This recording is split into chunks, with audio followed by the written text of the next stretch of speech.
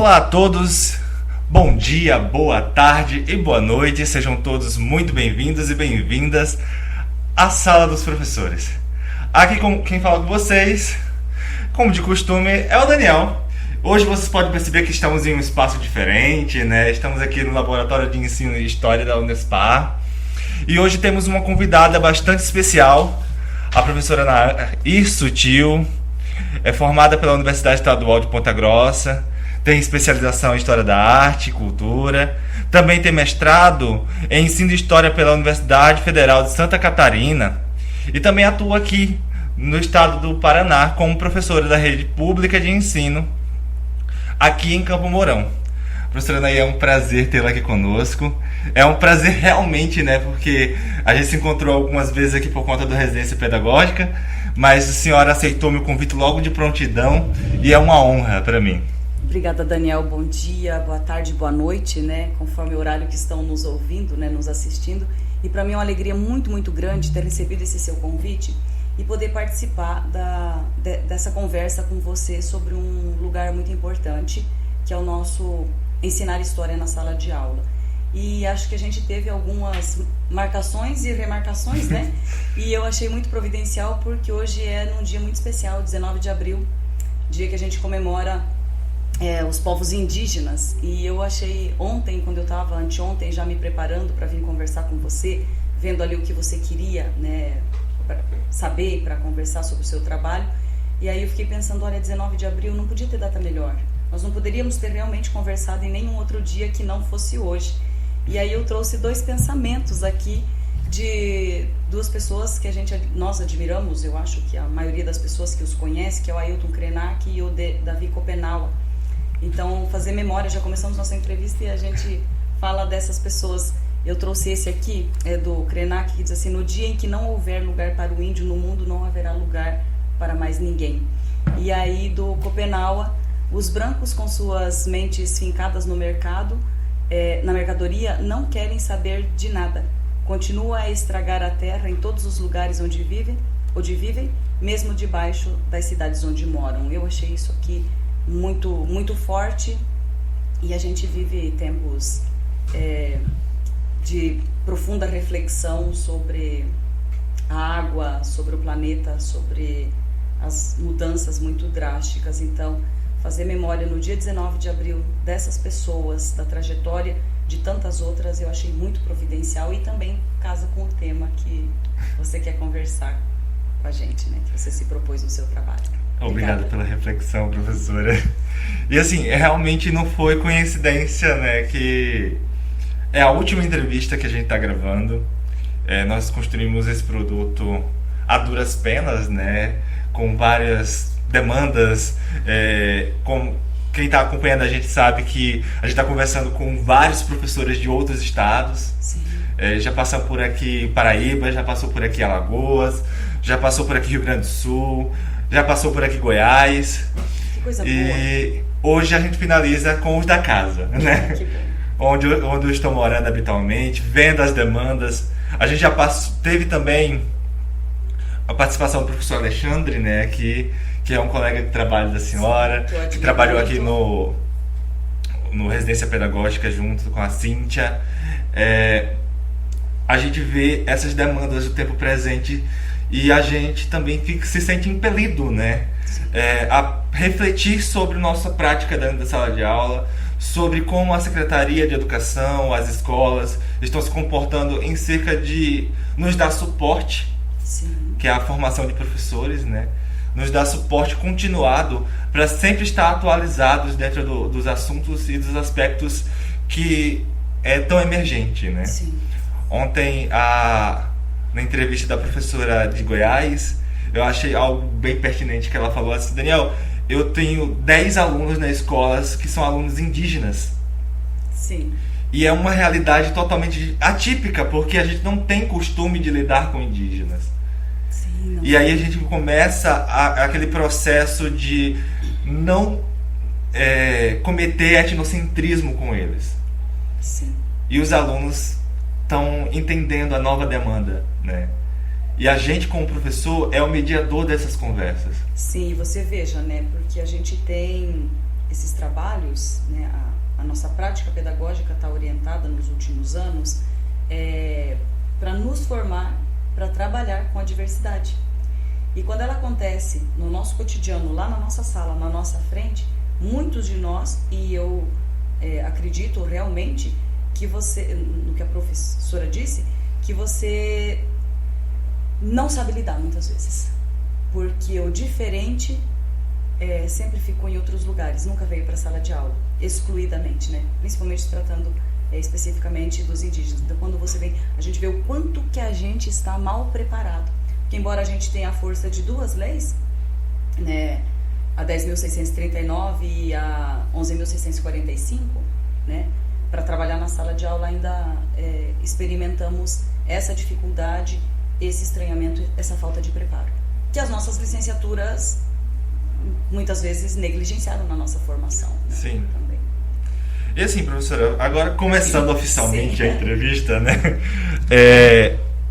Vejamos que então o intuito do início desse podcast, né, é o caráter humano nessas formações de professor, que eu acho, né, que aqui no Paraná há uma ausência ultimamente nessas formações. Sim. E é essas ausências também que a gente precisa evidenciar, conversar sobre, né, que o nome do quadro desse podcast não é à toa, né? Sala de professores, eu achei muito sensacional. Porque é o espaço que a gente tem realmente, que é destinado a gente conversar sobre todos esses problemas, sobre todas essas demandas, e é aqui que a gente também busca soluções, né? Sim, pensar coletivamente. Eu acho que essa sua conversa com os demais professores, ao final, vai te ajudar muito, e a nós também, que depois assistiremos outros colegas, ouviremos outros colegas que conversaram com você. Acho que vai ser muito importante, uma colaboração muito necessária que o seu trabalho traz. E assim, eu reitero novamente, eu já falei outras vezes em outros podcasts, uma das bases principais da nossa pesquisa, né, é que assim, não se trata de troca de receitas. Sim. Né? A gente, professor, não troca receitas. O professor compartilha experiências, e às vezes a experiência do outro nos ajuda a solucionar alguns problemas, algumas demandas das nossas salas de aula, né? E por isso que eu falei, quando eu mensurei a pesquisa, assim, a época meu orientador era o professor Fábio Ram. Eu disse: Fábio, eu morei em vários cantos no Brasil, já morei em 5 estados diferentes. Eu quero colocar isso na minha dissertação. Eu quero ter esse contato novamente com as pessoas, para que as pessoas tenham um espaço, né, que a sua voz seja ampliada. Não é nem dar voz, que nem muitos falam, né?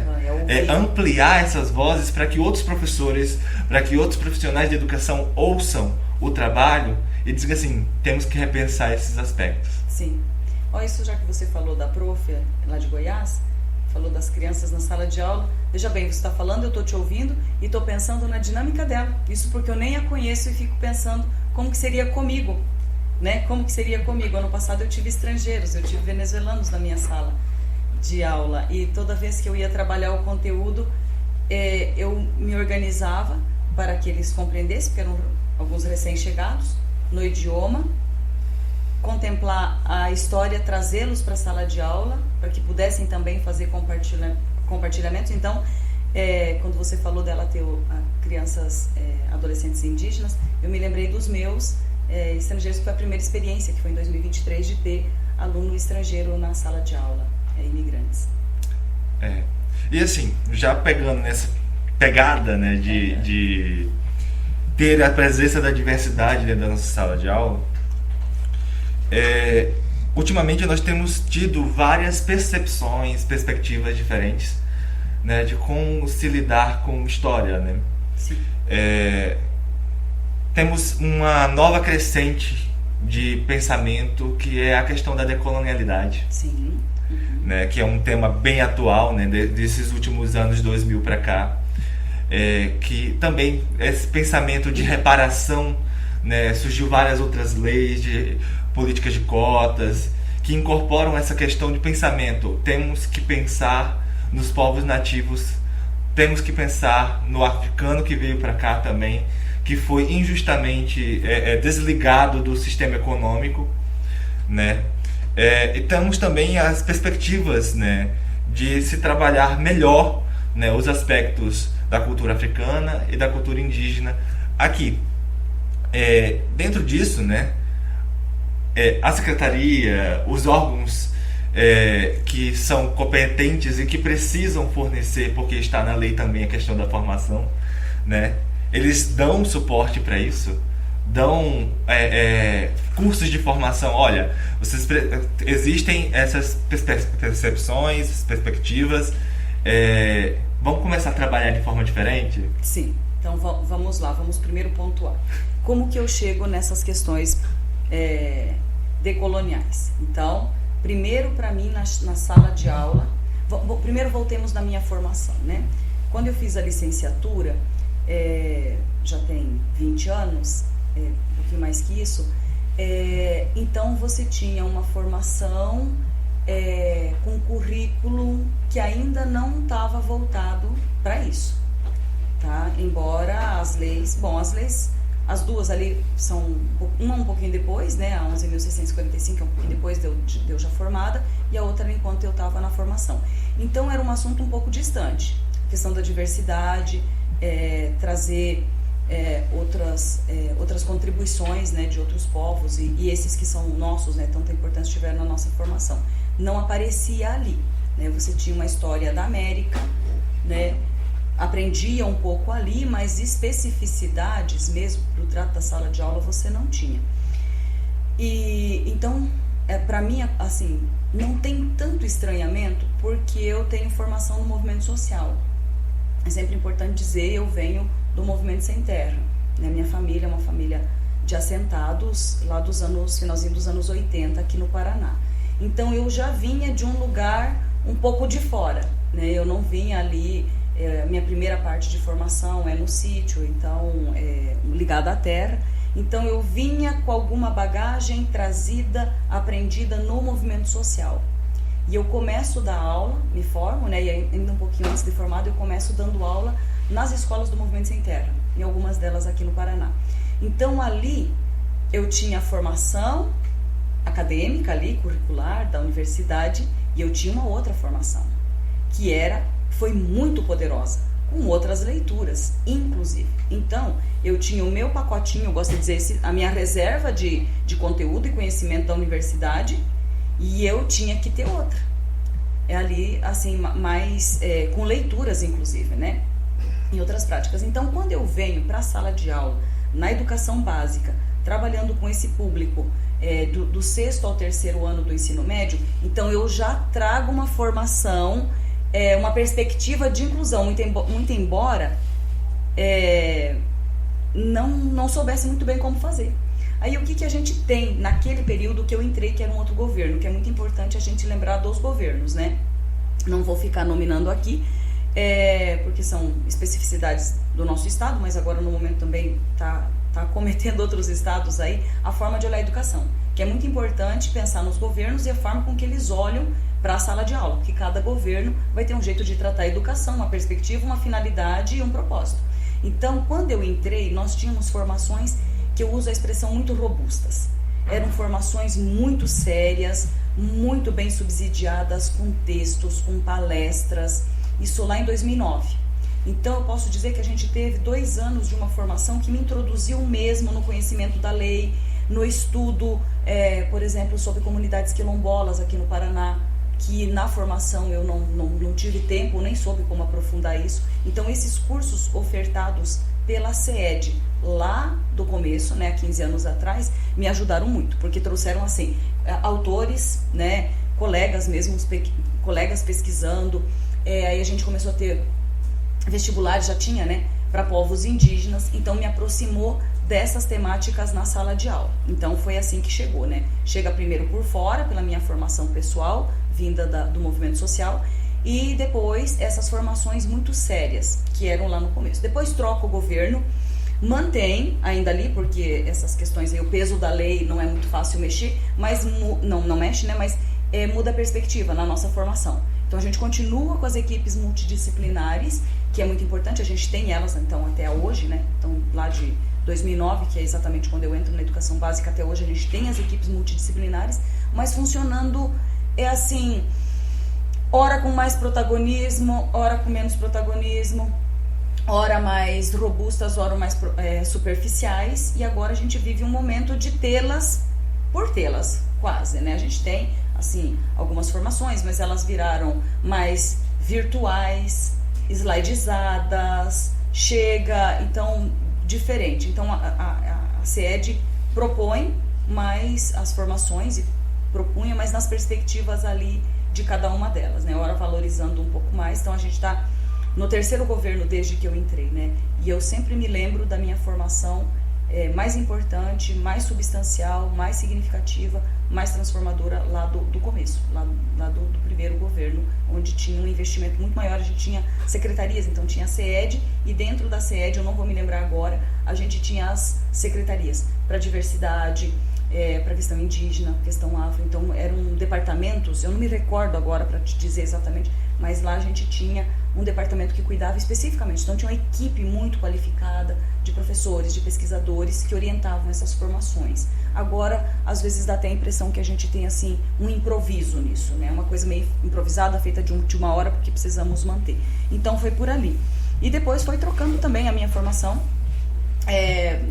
trocando com colegas, né? Trocando informações, experiências com colegas. Então nisso acho que eu atendi a sua primeira pergunta, né, da secretaria oferta, né, e me estendi assim pro cotidiano nosso. Não, mas essas experiências que são válidas, professora. Sim. Porque, afinal de contas, não adianta a gente somente ter lei, né? A lei, ela é muito bonita. Sim. Eu costumo brincar, dizendo assim, olha, nós temos uma das leis mais lindas de inclusão, de diversidade, de respeito do mundo. Sim. Mas na prática, essas leis, elas são... Esse fazer ela se efetivar, né? E eu não citei uma coisa muito importante, que foi a minha formação depois no mestrado. 2 professores, vários, né? Todos eles do mestrado trouxeram muita contribuição para mim, mas eu lembro do professor Elison Paim. Eu tinha uma disciplina com ele, e as aulas dele eram sempre para além da disciplina. Então, por exemplo, a perspectiva decolonial como conceito, eu fui aprender na aula com ele, né? Ele trouxe essa novidade para mim há 10 anos atrás, 11 anos atrás. E a disciplina com a professora Cláudia Mortari, que trabalhava a história africana, brasileira, com uma profundidade que eu tenho os textos, até hoje todos, eu tenho a pasta que eu montei a partir das leituras que ela sugeria. Então isso foi muito importante para a minha formação e para esse meu fazer cotidiano. Inclusive, né, o Elison é um dos nomes hoje da decolonialidade, né, do Brasil. Ele é sensacional. E ele vai estar aqui agora no mês que vem. Vou vir ver. Vai vir aqui na universidade. Aqui na universidade. Com certeza, vou me organizar para ver. O pessoal vai ver que ele realmente é real, né? Sim. Que todo mundo só assiste as palestras dele virtualmente. E assim, né, já trazendo um pouco mais para a realidade agora da questão de projetos, né? A gente vê que por conta da lei, e tem que ser cumprida a lei, sim, a alternativa que as escolas possuem, ou as secretarias, os núcleos regionais, têm é realizar projetos. E aí, alterando a minha pergunta original, né? Como eu alterei já na maior parte dos podcasts que a gente vem fazendo, existe a lei, ela precisa ser cumprida. Fora das datas comemorativas, existem projetos de inclusão dessas narrativas e dessas personalidades, né, africanos e indígenas, dentro do contexto escolar, dentro do ensino de história, para além, né? Porque a senhora mesmo já falou que traz isso naturalmente por conta da sua formação quanto pessoa. Sim. Né? Mas a demanda do currículo, a demanda dessas novas reformulações governamentais, ela permite fazer essas explanações? Então, Daniel, vamos lá.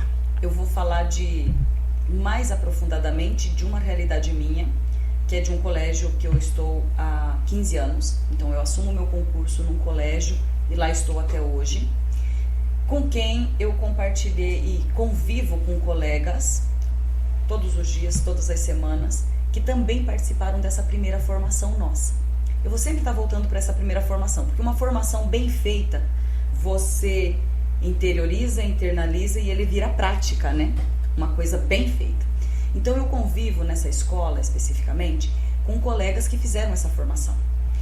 Então eu vejo colegas se movimentando permanentemente. Primeiro, uma atitude permanente antirracista, de combate a toda e qualquer forma de discriminação. Essa é a primeira coisa. Porque você pode desenvolver projetos belíssimos, que viram vídeos, que viram exposições, que viram coisas belíssimas, né? Mas se você não tem, em todas as horas, nas 24 horas do seu dia como pessoa e nas horas que você atua como professor, que você trabalha como professor, como professora, você não tem uma atitude de inclusão e de um olhar, entende? Contemplando a diversidade e inserindo ela, trazendo ela para dentro da sala, contemplando ela ali na diversidade, na sua diversidade mesmo, não adianta você fazer. Então, nessa realidade minha, eu vejo colegas se movimentando permanentemente, ou com poesia, ou com desenho, ou com cartazes, com biografias de indígenas, de pessoas afro-brasileiras, africanas, sempre tem. Então, sempre estou vendo colegas ali se movimentando, né? Então, eu acho que nesse espaço a lei deu certo, entendeu? A formação, essa primeira formação foi importante. Então, não é uma coisa circunstancial e episódica, né? Aí, de 2023, ano passado e esse ano, eu estou num outro colégio, que eu também não conheço tão profundamente quanto o colégio que eu estou há mais tempo, mas eu percebo também um movimento de colegas, de direção, tanto que tem um mural, um painel belíssimo nesse outro colégio, que foi feito, é um memorial, não vou me lembrar agora, mas vale uma fotografia disso, no colégio mesmo, foi feito ali um memorialzinho, um mural com personalidades africanas, afro-brasileiras, né? Uma coisa assim, muito bonito. Então é um mosaico, na verdade. E aí, então eu vejo nesses dois espaços, então a gente tem esses colegas, então, que me faz assim sentir que não é só o mês de novembro, não é só por ocasião das comemorações do dia 20 de novembro, que agora vai ser feriado, né? Depois desse tempo todo, depois, né? Meu Deus, depois de séculos, né? Então, eu vejo meus colegas, tô falando dessa minha bolha, né? Porque não tenho como falar de outros lugares. Então, eu percebo que aquela formação fez com que a gente tivesse uma outra postura, né? Então, eu vejo sempre colegas fazendo, assim, essas coisas não tão grandes, mas é o que realmente vale ali na sala de aula e na formação dessas crianças, é o que é possível fazer. Claro que antes da pandemia e antes dos slides, porque é importante que quem nos ouça saiba que aqui no Paraná a gente está com uma educação, já estamos indo para o 3º ano de uma educação mais via slide, né? Então, quando a gente tinha ali o livro didático, livros didáticos de boa qualidade, tinha um capítulo reservado, ou 2, ou a gente podia também inserir ali o aprofundamento dessa temática. Então ali era importante. Agora a gente tem mais pelos slides. Então o que são os slides? São aulas preparadas em slides com algumas imagens e alguns textos. Claro que muito simples, muito simplificado, alguns até meio irresponsáveis, negligenciados. Então ficou um pouco mais difícil. Mas apesar disso, por exemplo, semana passada eu estava tratando com os meus alunos do 2º ano do ensino médio, o Brasil Império. E aí a gente tinha lá os principais abolicionistas. Então, era uma aula só. A gente fizemos a aula, né, que você precisa postar aquela aula, e aprofundamos as biografias dos principais abolicionistas, para além das 4 linhazinhas que o slide tinha trazido, né? Luiz Gama, fomos fazer pesquisas, então os alunos fizeram pesquisas e trouxeram um trabalho, entregaram uma coisa mais aprofundada. Então, apesar disso, você pode fazer alguma coisa. Claro que o tempo também, eles contam muito tempo. Você tem quase que uma aula por dia. Então, você tem 2 aulas por semana. Um slide para aula 1, um slide para aula 2.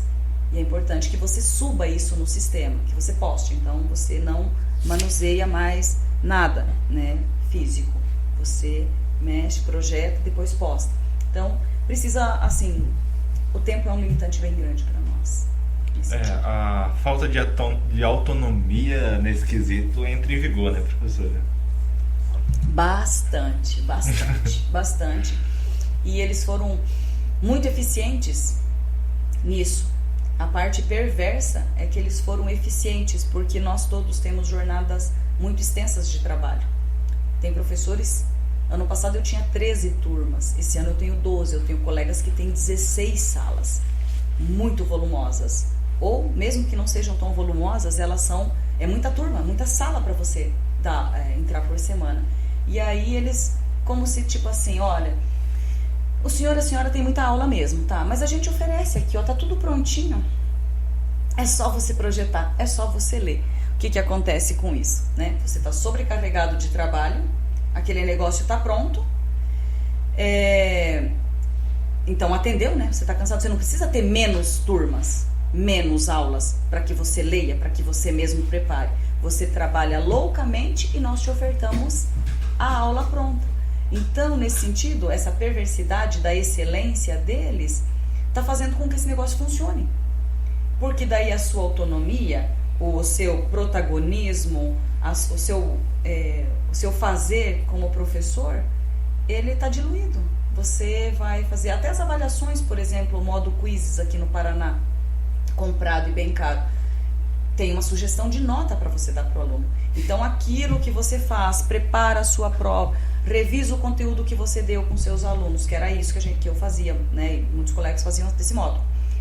Apresenta o conteúdo, trabalha, aprofunda, revisa, prepara uma prova, uma avaliação, uma forma de verificação ali, aprendeu, não aprendeu, o que precisa retomar. Era a gente que fazia, corrigia, devolvia, fazia uma retomada da avaliação devolvida, quase não tem mais. Primeiro pela falta de tempo e depois porque está pronto. É só você postar as questões, o aluno vai lá e faz e você atribui uma nota. Então, nós estamos protagonistas ativos das metodologias dos governos. E agora, essa semana, acho que você leu, São Paulo, a inteligência artificial. Aí sim, aí uma amiga minha que fez mestrado comigo postou alguma coisa assim, quando que vai ser a missa de 7º dia da educação?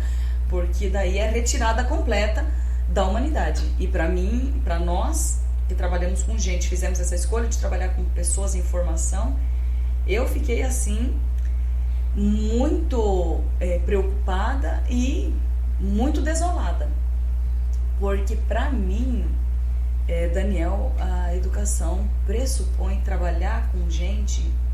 Eu adoro sexto ano, quem me conhece sabe que eu adoro trabalhar com sexto ano, ensino fundamental, gosto dos médios também e acho que fazemos grandes discussões. Minhas turmas de ensino médio são sensacionais.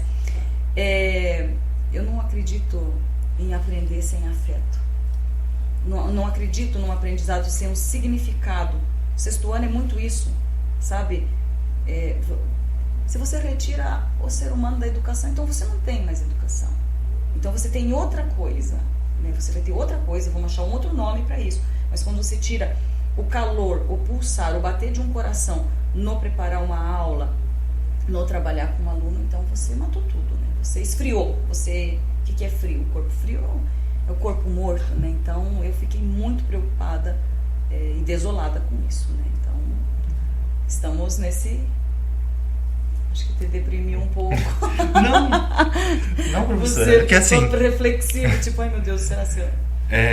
Ontem, né, como eu falei, a professora também expressou essas mesmas falas. Nossa, como uma entra em conformidade com a outra, né? Não é à toa que eu até estou usando a expressão mosaico.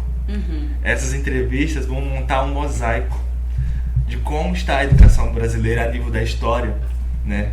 Em todo o Brasil, né? E eu estou montando esse mosaico. Quando eu estou fazendo os comentários, eu sempre coloco um título nesses comentários, né? Sim. E quando eu terminei a gravação de ontem, eu coloquei assim no mosaico da professora: por um ensino de história mais sensível. Então você coloca lá no meu, assim, afetivo. E eu tava, transformador. Incrível, que assim, eu tava tentando não utilizar justamente essa palavra para academia, né? Que academia é muito teórica, quer separar. Já não vai dar muito certo isso daí. Então já não vai dar muito certo. Já temos que alinhar. Mas é aquela coisa, eu não consigo evitar.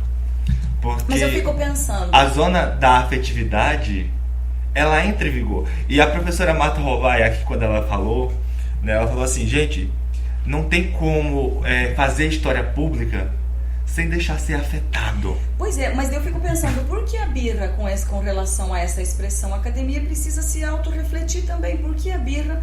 Por que o estranhamento? Por quê? Porque a expressão não é tão acadêmica? Porque a expressão ela é problemática? Mas tem que ver o que acontece, porque senão você vai fazer outra coisa diferente do que de fato acontece, né? Vou te dar um exemplo.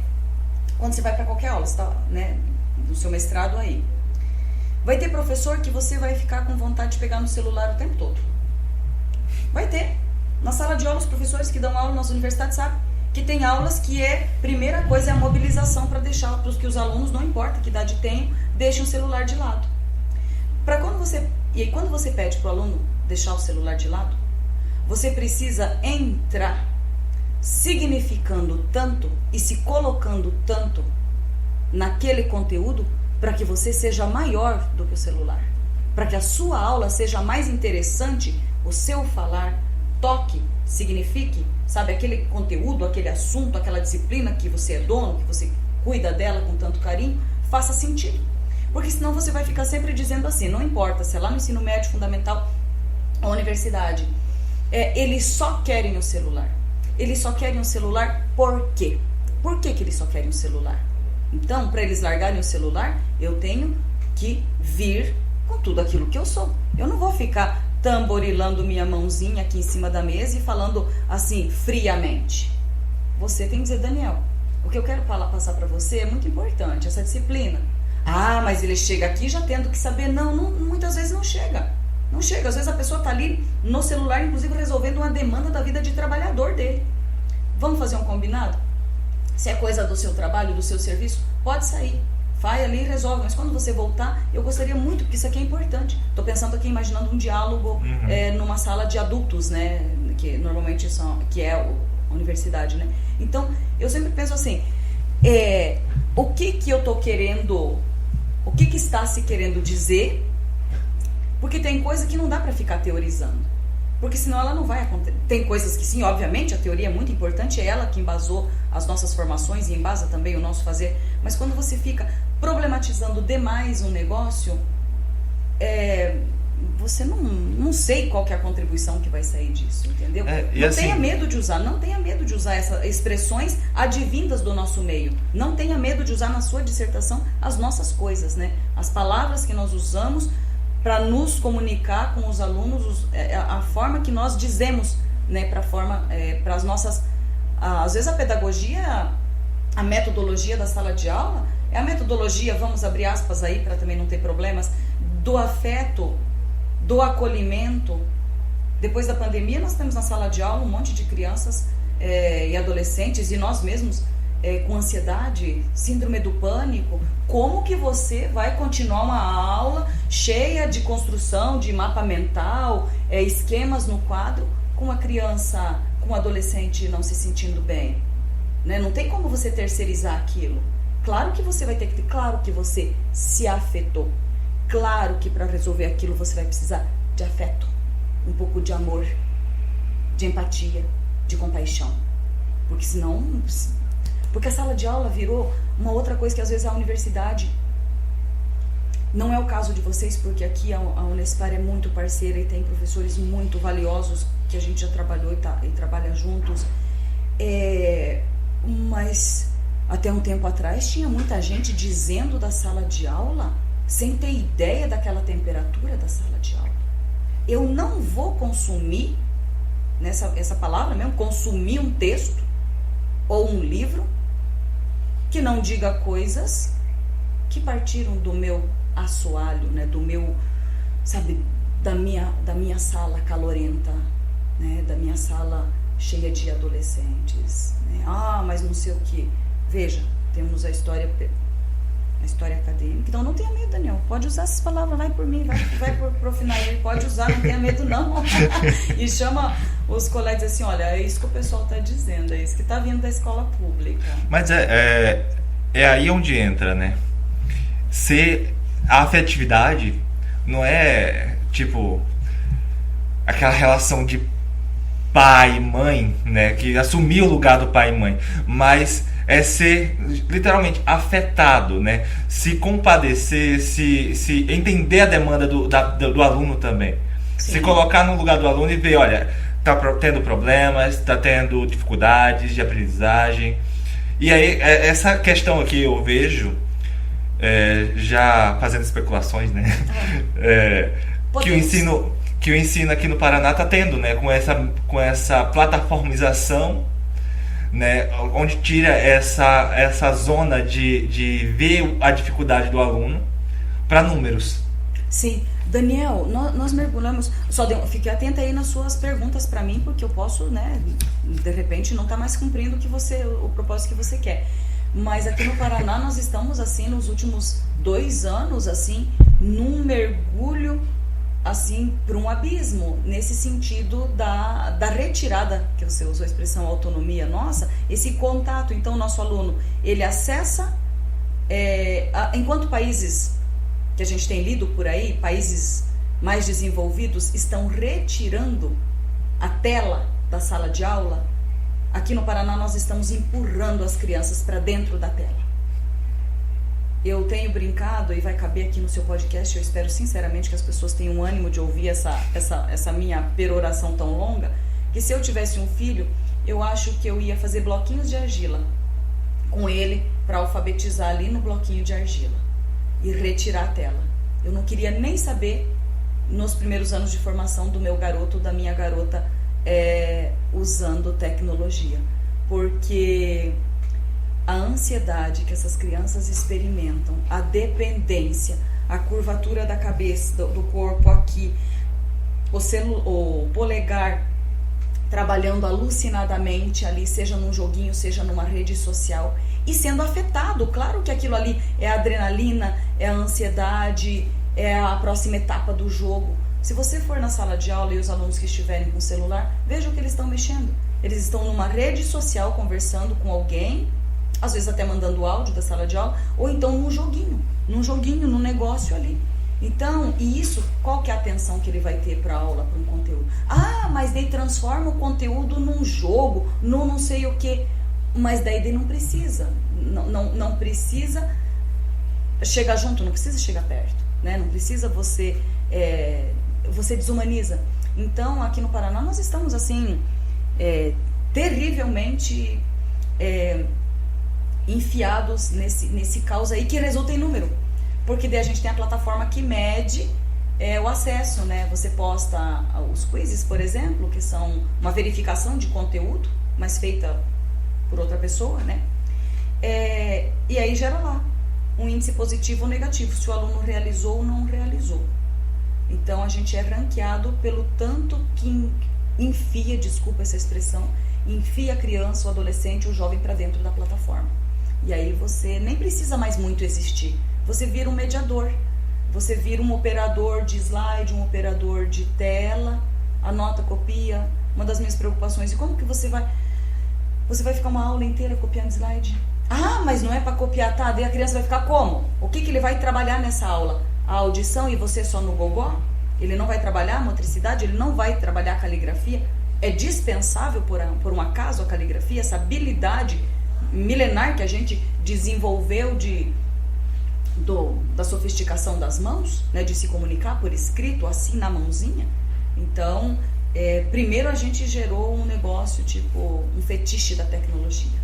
Hoje em dia tudo é tecnologia. Eu me lembro de pessoas, tipo, você apresentar um trabalho manuscrito, escrito à mão, assim, era um absurdo. Era a coisa mais ultrapassada. E aí fomos todos. Agora nós rezamos, imploramos, pedimos, clamamos para que entreguem algumas linhas escritas. Porque a gente não tem certeza se foi o aluno que produziu ou foi um chat. Foi uma inteligência artificial. Entende? Então aqui no Paraná, eles estão sendo... Falei da perversidade e da eficiência desse modelo, né? Então aqui no Paraná, essa perversidade tem funcionado excelentemente. Porque se você não faz, você tem prejuízos. Você tem prejuízos quase imediatos na sua carreira, né?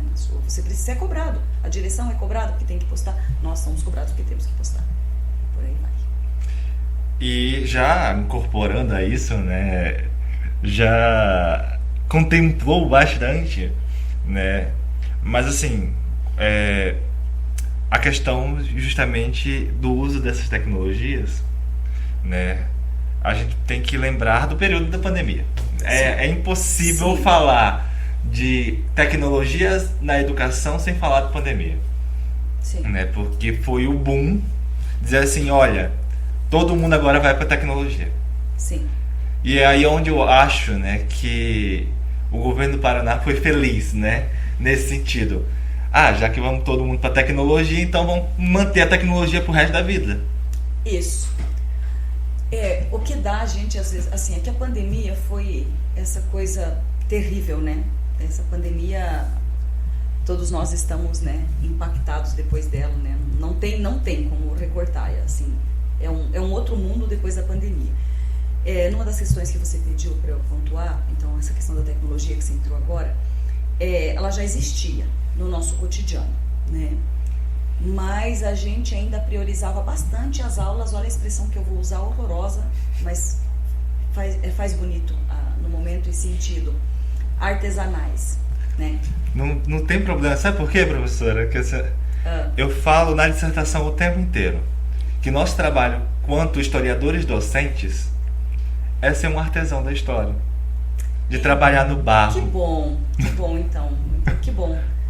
Pena que eu não tenho meu garoto e minha garota para trabalhar, para eu ensinar, mexer no bar, fazer um aprendizado artesanal mesmo.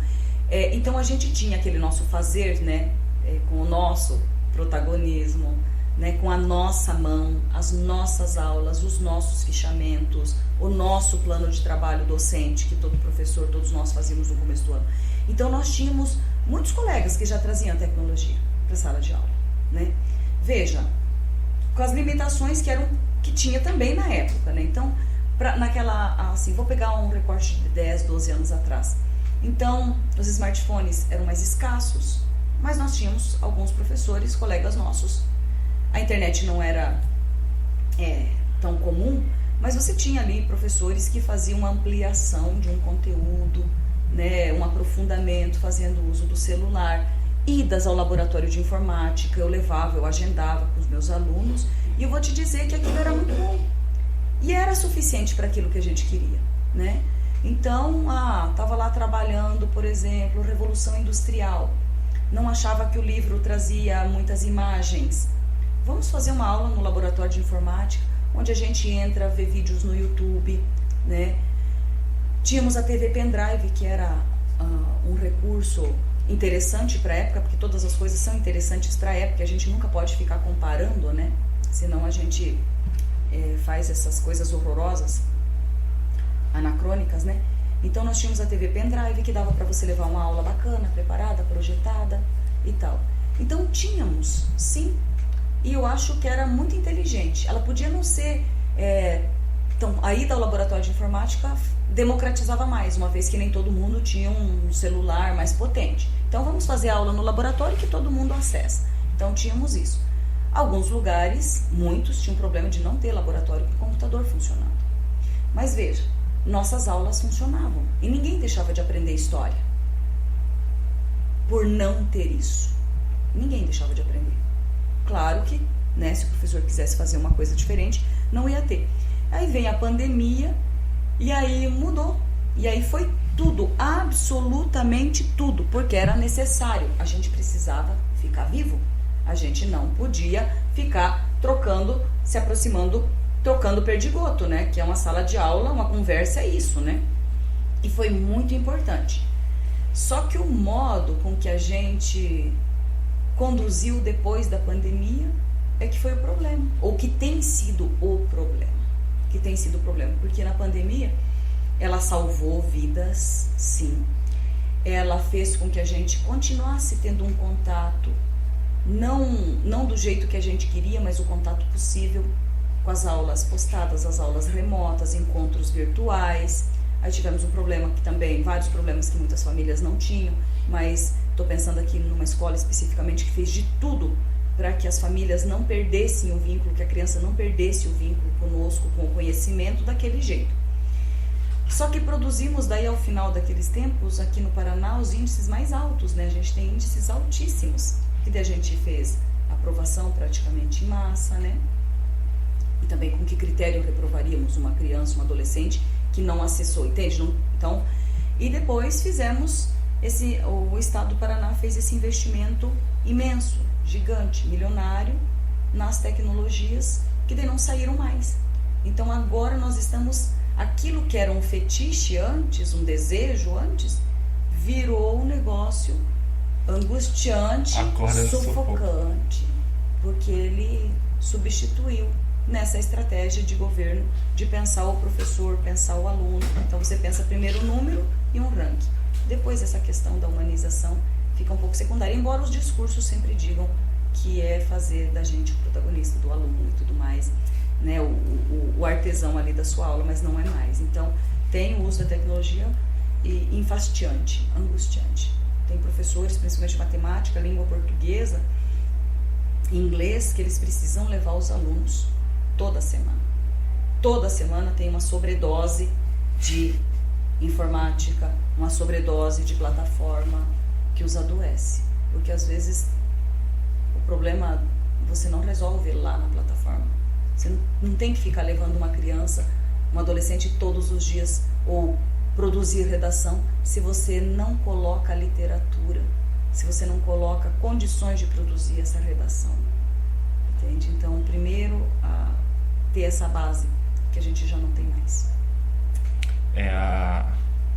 A leitura, a escrita e a formação humana estão sendo deixadas à margem. Né, sim, é fundamental. Eu digo para minhas crianças o que eu tenho feito com sexto-anos. Eu tenho 4 turmas de sexto ano e pego o sexto ano desde 2014. Gosto muito ali do jeito de trabalhar, dos conteúdos, da energia deles. Eu gosto muito mesmo da energia de sexto ano, da curiosidade. Por um sexto ano, eu lembro quando eu trabalhava livro didático sexto ano, não vai passar uma fotografia, uma imagem, uma legenda que eles não queiram ver, porque eles são bastante visuais, né? Eu lembro, e eu converso com eles ainda agora, a gente precisa ler fluidamente, com autonomia sobre a palavra. Então a gente faz leitura em voz alta. A gente precisa ter uma escrita bonita, elegante. Eu digo essas palavras para eles, para que todo mundo pegue o seu texto e sinta satisfação em ler. Olha que letra bacana, e goste do que você escreveu. E aí tem uma questão que você colocou, né, dos conteúdos mais difíceis para abordar, já né? Era a próxima. Era a próxima, então já antecipo. Cada série, cada ano tem alguns enroscos, né? Tem algumas coisas que você precisa de mais tato, de abordagem diferente para trabalhar, porque tem que sempre pensar a questão cronológica. Eu lembro quando eu peguei sexto ano, a primeira coisa que eu precisei me organizar era com relação ao tempo. E eu lembro que eu escrevi no quadro, fazendo uma linhazinha do tempo, para a gente se situar. Mas faz linha do tempo, claro, a gente precisa se localizar no tempo, a gente precisa, né, no século e tudo mais. Aí, eu lembro que eu coloquei a minha idade, né, fazendo uma linha do tempo, tipo assim, nasci aqui, já para explicar a questão do tempo, né. Nasci aqui, com tantos anos, tal coisa, E agora estou aqui, fui colocando a minha idade. Eu lembro que um garotinho falou assim, tudo isso, professora, da minha idade. E eu levei um susto muito positivo. Aquilo faz... É verdade, ele tem 11 anos. Claro que essa minha idade aqui para ele, que tem só 11 anos, é muita coisa. Então, então cuidado com o tempo. Então, eu gosto muito do 6º ano. E a parte mais difícil que eu já te respondo ali, cada série vai ter, né? Cada ano vai ter a sua particularidade, de mais facilidade, mais dificuldade, é a questão dos próprios conceitos de história. Como que você vai... E a gente no 6º ano começa com antiguidade, né? Desenvolvimento dos primeiros grupos humanos, evolução, e ali você patina. Ali você precisa de muito cuidado, de uma abordagem muito, muito particular, porque você precisa trabalhar a tempo com essa criança que tem pouco tempo. Você vai estudar acontecimentos muito distantes, 3, 5 mil anos, né? Muitos milhares de anos de distância, né? Longe deles. Então essa é uma primeira questão. A segunda é você tratar de, por exemplo, vocabulário, que às vezes você precisa, esse conceito aqui, o que ele significa? Então você precisa buscar no seu repertório que aquilo fique compreendido para a criança. Então, cada série tem o seu, a sua coisa bacana, a sua coisa mais difícil, e o 6º ano é isso. E foi com o 6º ano que eu pensei para trabalhar tempo, fonte. Eu peço para ele sempre 2 coisas, sempre. Então, de modo que eu tenho pastinhas muito especiais em casa, muitas mesmo, assim, e eu quero muito um dia poder devolver para alguns deles. Eles contam para mim, eles fazem pequenas biografias. Porque ensinar história para mim é sempre um movimento do presente com o passado, entende? Eu sempre pego coisas deste cotidiano nosso. Escrevemos por quê? O mundo todo se comunica desse jeito, com esse alfabeto? Não. Mas alguém em algum lugar, em algum tempo, pensou, desenvolveu isso. Não do nosso jeito, com outro propósito, tal. E a gente fala da escrita. Então olha aqui como se escreve, olha o nosso alfabeto. Olha aqui esse alfabeto desse outro povo.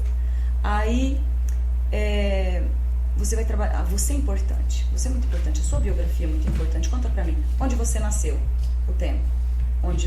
Quando você nasceu? O tempo. Onde você nasceu? O lugar. São coisas muito simples, mas não tem como você fazer uma introdução diferente. Pelo menos pra mim não se apresentou. E aí, fonte. O que conta, né, sobre nós?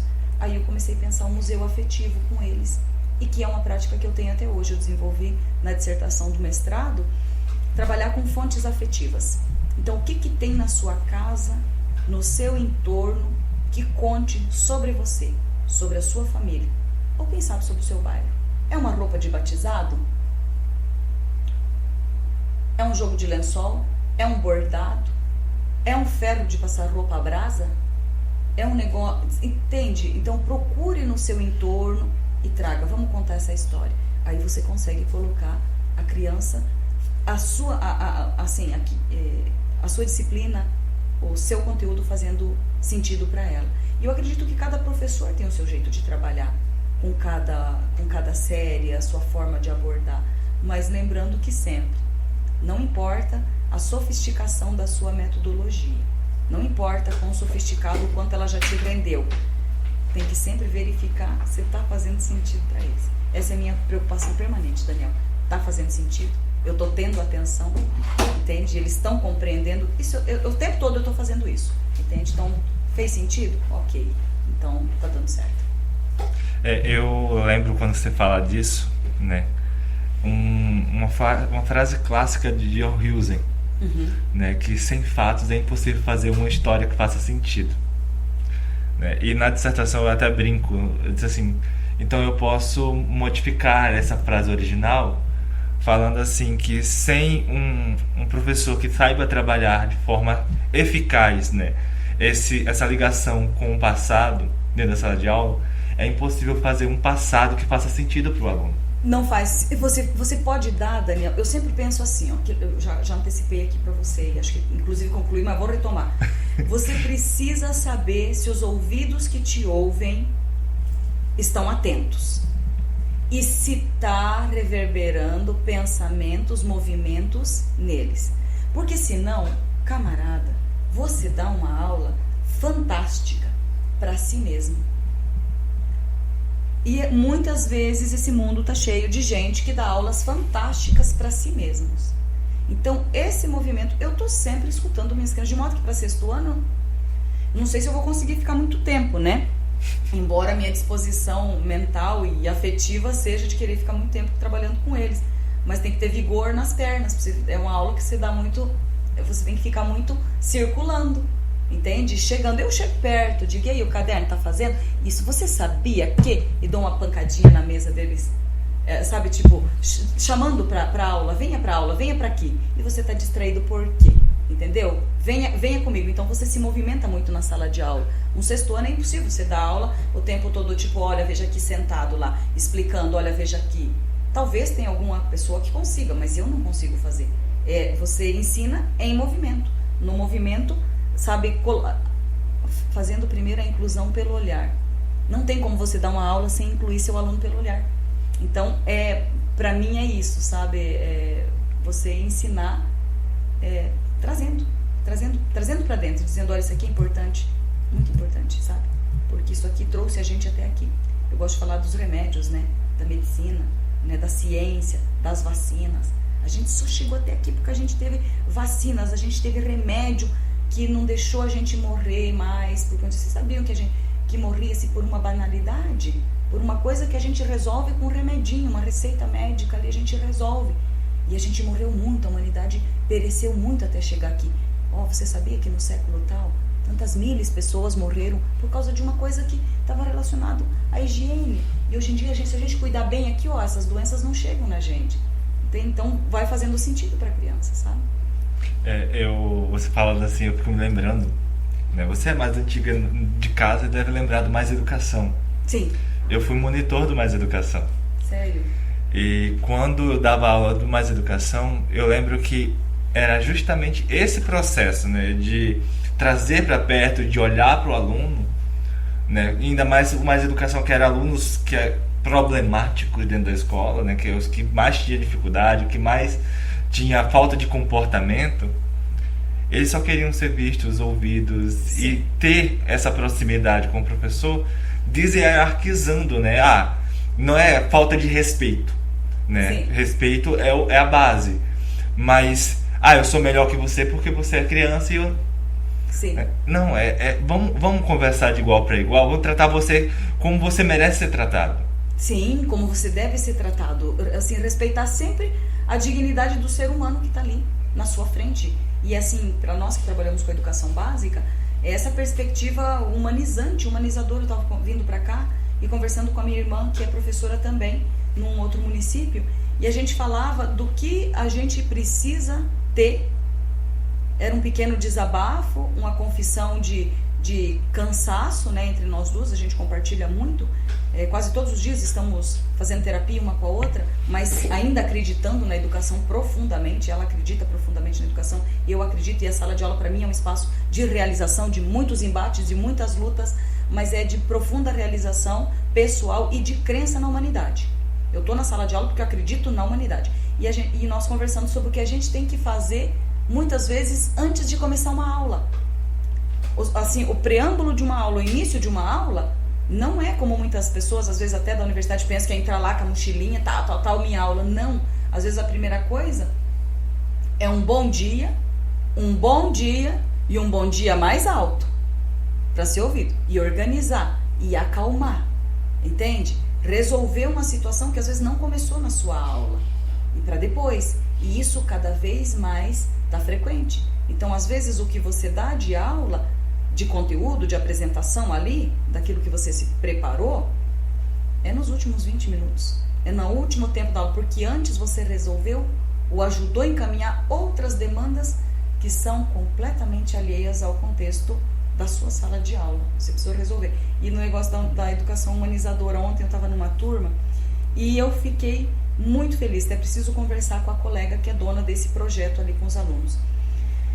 2 alunas me chamaram assim, com um sorrisinho muito fofo, assim, tipo, meio cúmplice: professora, vem aqui. E me mostraram um trabalhinho que elas tinham feito de vídeo, com base num experimento, e me mostraram na janela. Elas estavam encantadas com o experimento de plantas crescendo. E ali, fertilizantes de vários tipos, várias, né, um fertilizante não sei o que, outro só com água, outro não sei o que. E elas estavam, são alunas do ensino médio, profundamente, genuinamente encantadas com aquele movimento da natureza nos potinhos ali do lado. Eu pensei, é isso que está faltando.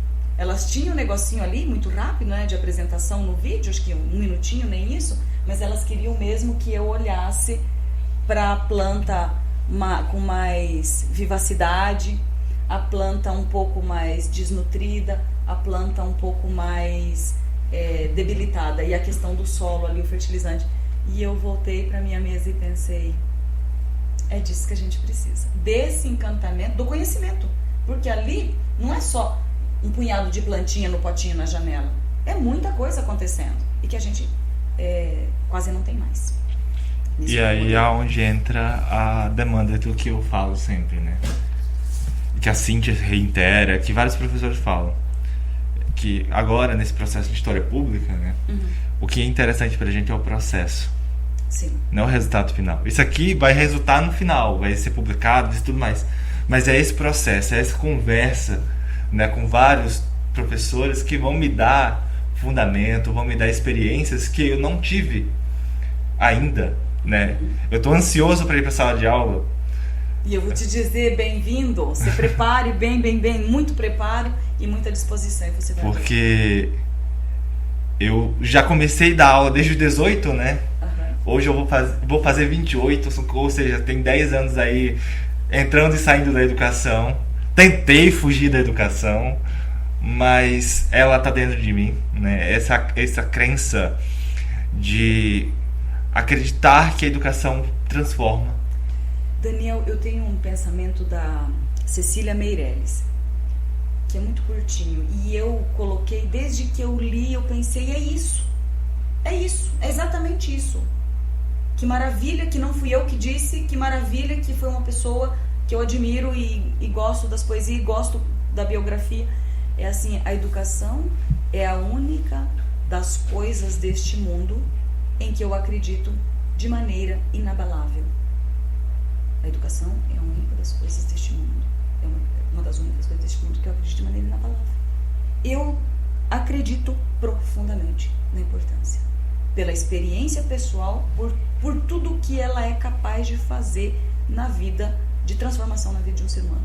Eu digo para os meus alunos, Daniel, e olha, veja aqui, talvez os colegas que chegaram até aqui, que eu acho que deve estar indo para uns 5 horas de conversa aqui, porque os colegas não desanimem, e eu sei que tem alguns, e senão vai parecer assim que eu sou, sabe, uma iludida da sala de aula. Não, eu tenho embates imensos, firmeza e afeto me visitam todas as manhãs, e às vezes, quando eu preciso fazer uma orientação, eu sempre penso que eu não destrua aqui nessa chamada de atenção, nessa conversa, aquilo que já está frágil. Entende? Que eu não arrebente, mas eu não deixo de ser muito firme. Tipo, Daniel, caderno, por que não caderno? Se você sabe que na nossa matéria, na nossa disciplina, em história com você precisa ter anotação. Ah, mas eu não aprendo. Coloca aqui, vai colocar aqui. Então, às vezes essa cobrança para guardar o celular, ela tem um desgaste, né? Ela te tira energia e tudo mais. Então, os colegas vão pensar que eu sou uma iludida da sala de aula. Mas a minha fé na educação, ela é tão... assim que eu digo para os meus alunos que eles não têm ideia de quantas coisas boas, de quantas coisas incríveis eles vão poder fazer e ser nesse mundo. E aí, eu vou pedir para que pelo menos a Tailine escute essa entrevista.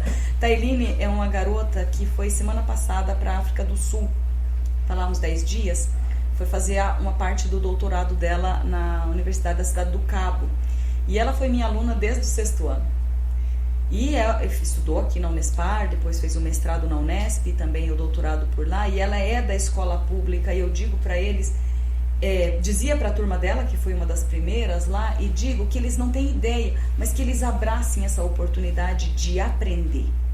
Aprenda sobre história, aprenda sobre matemática, aprenda sobre essa cartela sortida ainda que está chegando na sala de aula, porque algumas já estão saindo, ainda é o modo slide, mas está chegando na sala de aula. Poderá piorar? Eu não tenho dúvida disso, né? Porque, assim, tem matéria de pesquisa, eu tenho um otimismo muito real, sabe? Mas, às vezes, eu tenho umas sensações catastróficas também. Eu digo para eles que eles não têm ideia de quantas coisas, homens e mulheres imensos, gigantes, de contribuição valorosa eles vão poder fazer para esse mundo. Melhorar muita coisa, pensar muita coisa. Eu digo, tudo que a gente desfruta de energia elétrica, sabe? Foi alguém, foi um ser humano que pensou para nós. Vocês também podem ser. As coisas não tão fáceis. Parece que o mundo está acabando, mas a gente haverá de sobreviver, né? Haverá de sobreviver e alguém vai ter que fazer coisas. E vão ser vocês. Eu fiz a conta com os meus pequenininhos do 6º ano, que em 2044 eles fizeram uma conta, eles vão estar com 31, 32, 33 anos. As outras séries, 40 e pouco. Eu disse para eles, pois é, cada um de vocês, seja lá no que estiver fazendo, vão ter que ser bons. E a educação, isso aqui vai estar te formando. Talvez você não lembre mais exatamente a data da Revolução Francesa, mas você vai saber que aqueles homens e mulheres que pensaram, né, problematizaram a sociedade daquela época, revolucionário, mudaram, né? Aí falamos das revoluções ao longo da história, foram homens e mulheres, né? Donos de si, donos de um conhecimento. Então, sem essa passagem aqui, as coisas ficam, essa passagem pela escola, que é um direito de vocês, as coisas ficam difíceis. Então, eu tento, apesar de todas as dificuldades, eu tento motivá-los, assim, para que permaneçam na escola, para que abracem, para que peguem. Gosto de uma expressão que meu pai usa bastante: tome posse disso que está sendo ofertado para você, né? Não é do jeito que você merecia, porque os governos não dão tanta bola pra gente, mas é o que está chegando em você. Pegue. Então, é isso. Eu sou um entusiasta da sala de aula, Daniel. Então, não gosto de muita... A gente faz terapia para falar dos problemas, mas na sala dos professores também a gente fala de problemas, mas é muito de pensar jeito de sobreviver e motivar essas crianças. Alguém tem que ser por elas. E muitas crianças, às vezes, só tem o professor por elas. E eu sei que muitos colegas já conversaram com você e que estão nos ouvindo sabem exatamente o que eu estou falando. Eu digo para os meus, Daniel, às vezes, a única coisa que você pode fazer por você nesse dia é pegar a sua mochila, pôr nas costas e vir para aqui. Faça isso, por favor. Eu lembro que eu falava especificamente com um aluno no passado, sentado, conversando com ele me falando todos os motivos que ele tinha para não vir para a escola. E eu, no lugar dele, também, talvez, não quisesse mais voltar para a escola, mas ir para a escola. Falei, cara, pega essa mochila e vem. Por favor, pegue essa mochila, saia lá do seu lugar, vem aqui, que a gente tenta resolver as coisas por um dia. Amanhã a gente tenta resolver por outro dia. E assim vai. E eu fico muito feliz que eu encontrei ele esse ano. Esse ano ele não é meu aluno, mas eu encontro ele quase todos os dias pelo corredor e tipo assim, vamos pegar nossa mochila e vamos. Muitas vezes é isso. Bem, chegamos ao fim desse episódio, né? Eu quero continuar, todas as perguntas foram contempladas. A primeira pergunta, né, no caso, contemplou também a fala da última pergunta, né, a respeito da questão dos movimentos sociais. Sim. E das narrativas da questão dessas personalidades que você já veio trazendo, que tem essa bagagem das formações continuadas. E os materiais didáticos também contemplaram essas personalidades, esses movimentos, e agora com essa medialização, né, esses slides, mesmo assim ainda você continua trabalhando isso dentro das brechas da lei estadual, né, no caso. Naí, foi um prazer tê-la aqui, né, nesse momento. Eu creio que já estamos a 1 hora. Sério? Só 1 hora? Achei que era 2. Estamos a 1 hora aí conversando. E o nosso público, já peço desculpas novamente, né, por se estender um pouco a mais, mas são momentos válidos e fechamos com chave de ouro, né? As falas do Sala dos Professores, pelo menos a versão 0.1. Sim, que maravilha. Né, que tomara que a gente consiga levar esse projeto além para o doutorado. Sim, e pensarmos juntos, né, nessas práticas da sala de aula, para que também outros professores sejam contemplados com essas discussões, com esses movimentos. E agora eu tenho que finalizar o episódio. Não estava querendo finalizar o episódio, porque a conversa tá muito boa. Sou faladeira. Para quem estava nos ouvindo, eu cheguei um pouco tensa. Aí pedi um café, pedi uma água. O Daniel providenciou, fiquei conversando um pouquinho aqui para te estender, porque o meu medo era de não falar, entende? De ficar travada. Aí fui me soltando e de repente falei demais. Quero te agradecer imensamente pelo convite. Te desejo boa sorte no trabalho. Na conclusão aí vejo o que você faz com tudo que nós falamos para você. Conversamos, né? Porque embora seja público, muitas pessoas vão ouvir, mas tem uma dimensão muito particular, né? No modo com que cada um de nós professores conduz. Às vezes, por exemplo, falei muito de gostar de dar aula de sexto ano. Tem muitos colegas que ficam extenuados de dar aula para o sexto ano e eu os entendo, né? Embora para trabalhar com educação, eu disse uma vez, você tem que estar preparado. Porque eu não gosto muito dessa expressão perfil. Perfil tem muito de preparo ou de não preparo. Então você tem que estar preparado para dar boas aulas. Você tem que estar preparado para dar boas aulas. Não importa o público. Então, claro que daí eu tenho vários colegas que preferem mais os alunos do ensino médio, estão preparados para dar aula em qualquer um dos anos, né? Mas eles preferem, né? É uma questão de preferência no trato ali mesmo do seu público. Então, para quem nos ouve, que ainda não é professor, super vale a pena. É um lugar de realização pessoal, onde você pode contribuir enormemente com a humanidade. Não vejo, é sua missão. Missão, você vai fazer um trabalho missionário na sua igreja, alguma coisa. Sala de aula é uma coisa muito séria, né? Você está trabalhando com conhecimento. Conhecimento não é caridade, né? É um direito, então você tem que estar preparado. E eu sou entusiasta da sala de aula, eu quero que você seja um excelente professor, te desejo boa sorte, prossiga no doutorado para você se qualificar ainda mais. E estou por aí. Para os colegas que nos ouviram até agora, um abraço, boa sorte nos trabalhos, se cuidem, precisamos nos cuidar entre nós, né?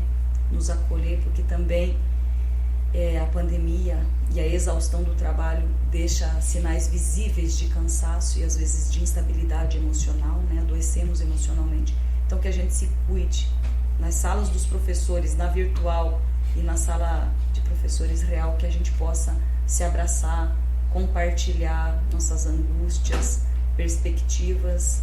E um abraço para vocês todos e todas que chegaram até aqui. Obrigada, Daniel. Eu que agradeço, Nay. E eu me dirijo a você agora, meu caro ouvinte, né, e telespectador que está assistindo também esse vídeo. Como esse é o último vídeo, né, veja os vídeos anteriores, se beneficie também das experiências desses outros professores, de outros lugares e de outras realidades, que talvez não seja de forma prática, vamos dizer assim, aplicável, né, mas as experiências deles podem servir para você como experiências para você repensar, para você dizer, nossa, eu posso usar essas questões de forma diferente na minha sala de aula. Obrigado, né? Assim, mudar um pouco o sentido, né? Porque não é troca de receitas, sim, afinal de contas. Mas hoje eu vejo isso, que é mais uma troca de experiências, né? Que beneficia um ao outro. Sim. E ajuda, né, a gente a pensar mecanismos, estratégias para a gente superar nossas próprias dificuldades, né? E muito obrigado a todos e até mais.